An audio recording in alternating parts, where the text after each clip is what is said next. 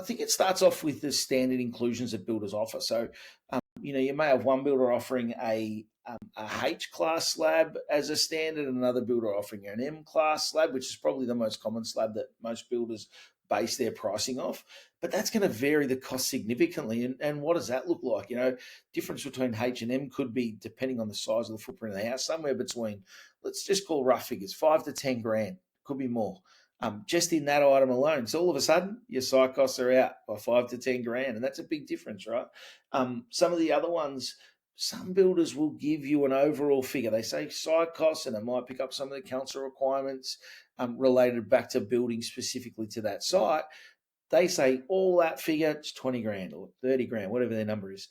Others will break it down. They'll say, well, here's a council cost, here's a foundation cost, here's a connections cost, and they break it down. And there you're a bit confused. Well, which one's site cost, which ones are not? They're telling me that's not site cost, but the other guy's telling me it is. So they will vary that amount again.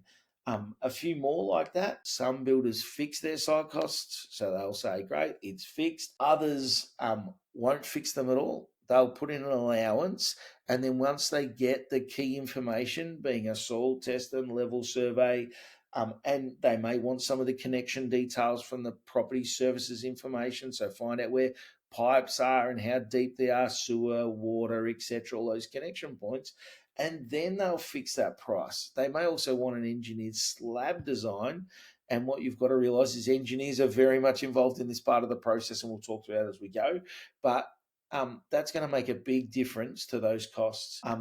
Some of those fixed site costs are fixed, but they've got exclusions. So fixed, but some things aren't fixed. I don't know that's quite fixed, but anyway, that's sometimes the case.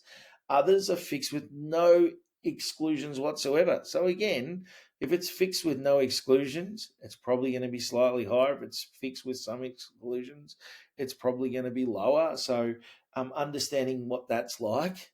Again, some builders include the cost to excavate and get rid of any rock that's on the site. Others don't. And again, rock can be significant.